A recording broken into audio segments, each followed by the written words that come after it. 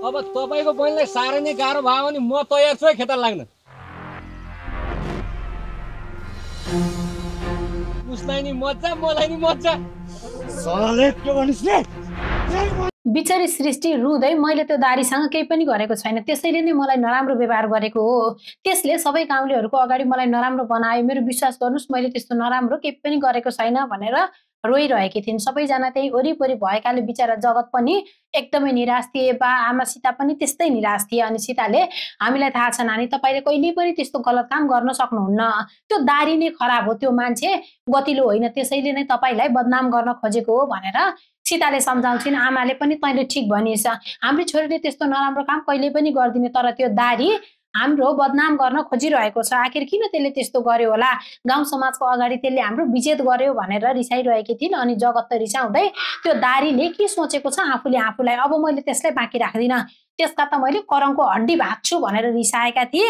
अनि बाले त अनि नचाहिने कुरा नगर, तेरो दिमागमा झगडा गर्न बाहेक अरू केही पनि आउँदैन, त्यसको हड्डी भाँचेर समस्याको समाधान हुन्छ, झन् समस्यामाथि समस्या थप्ने काम नगरे केटा, यो घरमा समस्यै समस्या भइरहेको छ, अब त हामीले यसरी जोसमा होइन होसले काम गर्नुपर्छ भनेर सम्झाउँछन्। बाले त्यति भनिसकेपछि सीताले अनि के गर्ने त बा, त्यो दारीले त्यस्तो गर्यो भनेर हामी चुपचाप सहेर बस्ने त केही न केही त गर्नु पर्यो नि, यदि हामी चुप लागेर बस्यौँ भने त्यो दारी जस्ता बुवासाहरूको मनोबल अझै बढ्छ, तिनीहरूले अरू पनि नराम्रो कामहरू गर्न सक्छन्, त्यसैले हामीले केही न केही त गर्नै पर्छ भन्छन्। अनि आमाले त के गर्न सकिन्छ र हाम्रो छोरीले त्यस्तो नराम्रो काम गरेकी होइन भनेर हामीले कोलाई गएर भन्दै हिँड्नु, कोलाई बुझाउँदै हिँड्नु, त्यो दारीले त गाउँका मान्छेहरू चाहिँ सबै लिएर आएर सृष्टि नै खराब हो भनेर गाउँको मान्छेको अगाडि यसको चरित्र हत्या गरेको छ त, अनि हामीले के गर्ने त भनेर अब हामीले यो कुरा सहनु बाहेक अरू केही पनि विकल्प छैन, बरु सृष्टि यो घरबाट बाहिरै ननिस्किएदेखि आनन्द हुन्छ, कतिखेर सृष्टि बाहिर निस्किने भनेर बुवासाहरू कुरेर बसेका हुन्छन्, बरु भित्रको भित्रै भई भने त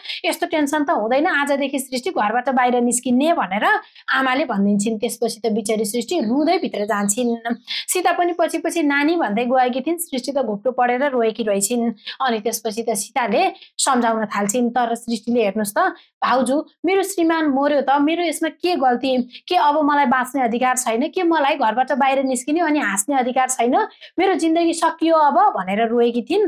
तर सीताले भने कति राम्रो तरिकाले, कहाँ सकिनु नानी तपाईँको जिन्दगी, अब तपाईँको जिन्दगीको त नयाँ अध्याय सुरु भएको छ, अब तपाईँले त यी गाउँका मान्छेहरूसँग डराएर होइन डटेर सामना गर्नुपर्छ, हामी त धन्न अलिकति भए पनि बोल्न सक्ने, आवाज उठाउन सक्ने छौँ, तर सोच्नुहोस् त हाम्रै देशमा कतिपय ठाउँमा तपाईँ जस्तै कम उमेरमा विधवा भएका नारीहरू अरूको अन्याय अत्याचार सहेर दबिएर बसेका हुन्छन्, तिनीहरूका गाउँका बुवासाहरूले पनि त तिनीहरूलाई दिनदाडै समाउन जान्छन् होला नि, तर इज्जतको डरले, घर परिवारको डरले गर्दाखेरि उनीहरूले आफूमाथि भएको अन्याय र अत्याचारको पनि आवाज उठाउन सकिरहेका छैनन्।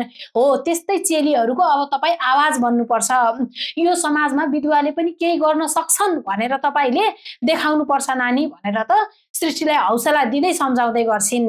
विधवा हुनु तपाईँको दोष होइन, तपाईँलाई गलत नजरले हेर्ने त्यही नजरकै दोष हो भनेर सम्झाउँछिन् र भनिन्छ हरेक कुरा अवसर लिएर आउँछ भन्छन्, के थाहा तपाईँको जिन्दगीको यो अध्यायले पनि केही न केही अवसर लिएर आएको छ कि नानी भनेर कति हौसला दिन्छन्। साँच्चै नै सीताले सृष्टिलाई एकदमै साथ दिइरहेकी छन्, एकदमै हौसला दिइरहेकी छन्। पहिला पनि सृष्टिले के गर्ने के नगर्ने भनेर अन्यलमा पर्दा पनि सीता नै हर बखत सृष्टिको अगाडि उभिरहेकी थिइन्, तर अहिले पनि गाउँ समाजका मान्छेहरूले यस्तो व्यवहार गरे भनेर सृष्टि कमजोर हुँदाखेरि पनि सृष्टिको तागत बनिरहेकी छन् सीता। साँच्चै नै यी नन्द भाउजूको माया पनि निकै गाढा छ है, कोलाई मनपर्छ त सीता र सृष्टिको जोडी, जस्तो सुकै परिस्थिति आए पनि सामना गर्नुपर्छ है, कमजोर हुनुहुन्न भन्दै सीताले सृष्टिलाई मात्रै होइन परिवारका सबै सदस्यहरूलाई आड भरोसा र हिम्मत दिने गर्छिन्। तर हेर्नुहोस् त बाआमा पनि आफ्नो छोरीको त्यस्तो चरित्र हत्या भएको देख्दाखेरि एकदमै डराएका छन्। बाले त त्यो दारीले गाउँभरि हाम्रो छोरीको बदनाम गर्न भ्याइसक्यो होला, त्यो दारी एक नम्बरको कुरा उठेछ भन्दै थिए।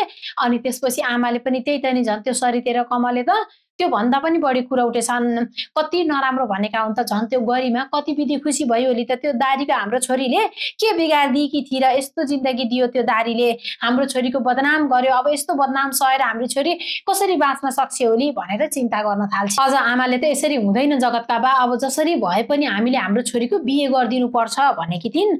अनि बाले त कसले गर्छ विधवासँग बिहे, अनि समाजले के भन्छ, पोइ मरेको 6 महिना भएको छैन, यसलाई बिहे गर्न आतुरी भएको भन्दैनन् भन्दाखेरि अहिले पनि भन्न बाँकी त कहाँ राखेका छन् र समाजका मान्छेले। अस्ति के भयो थाहा छ तपाईँलाई? पल्लो घरमा सत्यनारायणको पूजा हुँदाखेरि हामीलाई बोलाए, अझ उल्टै तपाईँहरूलाई पनि बोलाउनु हुन्थ्यो के अरे, तर तपाईँको घरमा त भर्खरै सृष्टि विधवा भएकी छ, त्यसलाई यता आउन नदिनु है भने। अनि अस्ति त्यो कमलेको छोरो विदेश जान सायद गरेर निस्किने बेलामा सृष्टि टुप्लुक्कै पुगी छ, सायद बिगारिस अलक्षिणा भनेर सृष्टिलाई कति धेरै कुराहरू सुनाएका थिए अरे। अनि यस्तो सबै सहेर मेरो छोरी कसरी बाँच्न सक्छ? अब जसरी हुन्छ हामीले सृष्टिको बिहे गराइदिनु पर्छ भन्दाखेरि अब के गाउँ समाजका मान्छेहरूले सृष्टिको बिहे गरिदिएपछि चाहिँ सुनाउन बाँकी छोड्छन् र भनेर बाले भन्दाखेरि कमसेकम उसलाई देखेर कसैको साहित्य बिग्रिँदैन नि भन्छन्। अनि अझ कोसँग बिहे गरिदिने त भन्दा पर्वत बाबुसँग। पर्वत बाबुसँग सृष्टि एकदमै खुसी छे, जसरी भए पनि हामीले पर्वत बाबुसँग कुरा गर्नुपर्छ।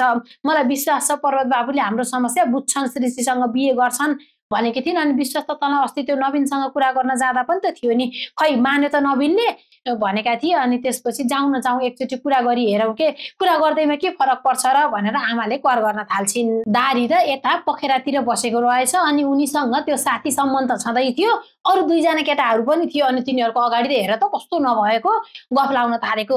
म आफ्नो सुरले हिँड्दै थिएँ, त्यो सृष्टिले मलाई ए दारी भनेर बोलाइ, कहिले नबोलाउने मान्छेले त्यसरी दारी भनेर बोलाएपछि केही काम रहेछ कि भनेर नजिक गएको त कति दिनको भोको बाघले जस्तो गरेर मलाई झम्टेर मेरो प्यास बुझाइदिए भन्न पो थाली है। मैले त रिस उठेर ए बहिनी यस्तो त गलत काम हुन्छ भनेर उसको गालामा एक थप्पड हानेर भागेँ भन्दै नभएको कुरा पो सुनाउँछन्। यामा कतिसम्मको पापी हो यो दारी, आफैले सृष्टिलाई त्यस्तो नराम्रो व्यवहार गरेर अहिले हेर त आफू चोखो बनेर सृष्टिको बदनाम गर्नका लागि यस्तो नचाहिदो कुरा गरेको।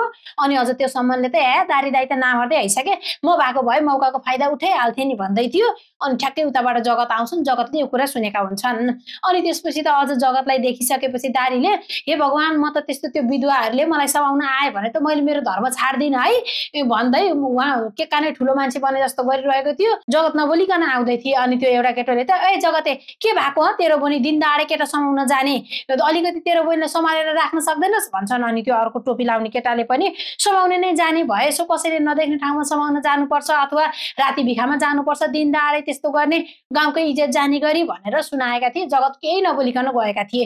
यस्तो उता पुगेका थिए त्यो सम्मानको मुख चिलाएर ए दाइ यदि तपाईँको बहिनीलाई एकदमै गाह्रो भएको हो भने म छुइ खेताला लाग्न तयार छु भन्दै थिए।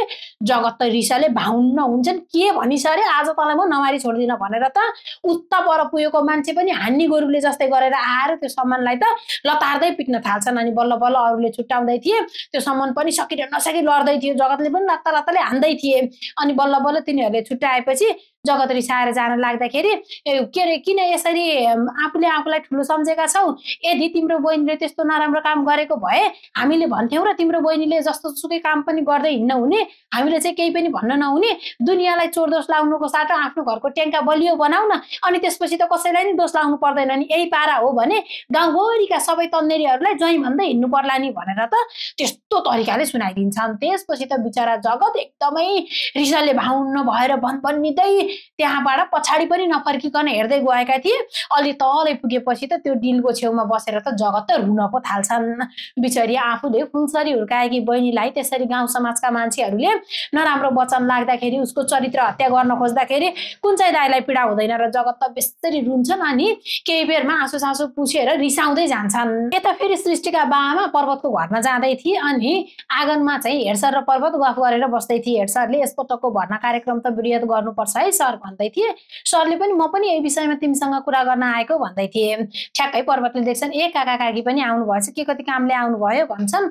अनि सृष्टिका बाबुआमा उतै गएर हेडसरलाई पर्वतलाई नमस्कार गर्दै थिए। पर्वतले चाहिँ ल बस्दै गर्नु म मुढा लिएर आउँछु भनेर भित्र मुढा लिन जान्छन्। अनि त्यसपछि त के भयो सोमबहादुरजी, तपाईँ त निराश हुनुहुन्छ, सबै ठिक छ भनेर हेडसरले सोद्धाखेरि खै के ठिक छ भन्नु सर, के ठिक छैन भन्नु, यस्तै छ, तनावले बितिरहेको छ जिन्दगी भन्दै थिए। अनि के भयो र त्यस्तो भनेर सोध्छन्। अनि त्यसपछि पर्वतले मुढा ल्याएर दिइसकेपछि के भयो काका काकी, तपाईँहरू त एकदमै निराश देखिनु भएको छ, केही समस्या परेको हो र? समस्या परेको हो भने भन्नुहोस् मलाई, म तपाईँहरूलाई सहयोग गर्न तयार छु।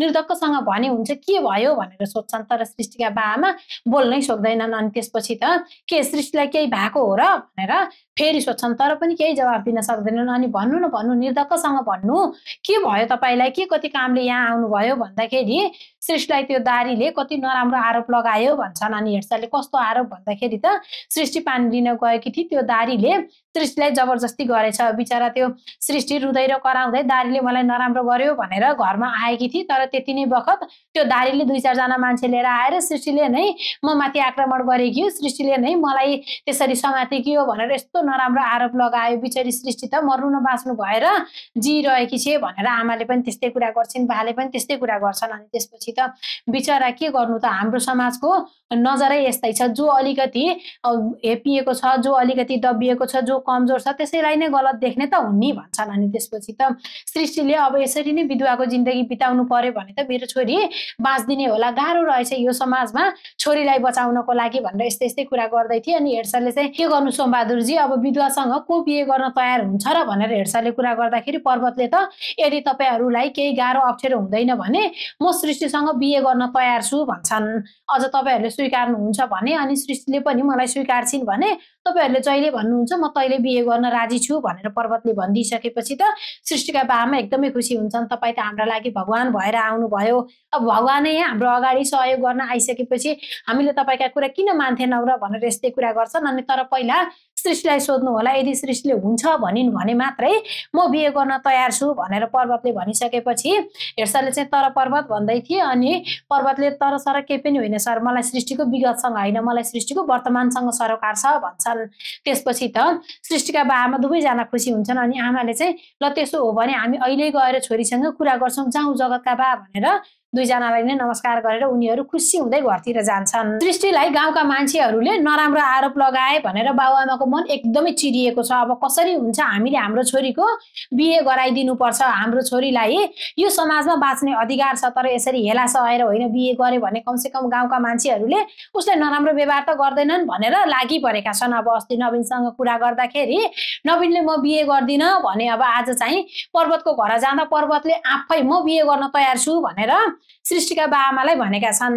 अब बाआमा पनि सृष्टिसँग कुरा गर्ने भनेर जाँदैछन्, तर के सृष्टि बिहे गर्न मान्दिन् त? के लाग्छ तपाईलाई? अब सृष्टि पनि खुसी खुसी पर्वतसँग बिहे गर्न मानेर सृष्टि र पर्वतले बिहे गरे हुन्थ्यो, अनि हरेक कदममा सृष्टिलाई पर्वतले साथ दिए हुन्थ्यो भन्ने को हुनुहुन्छ?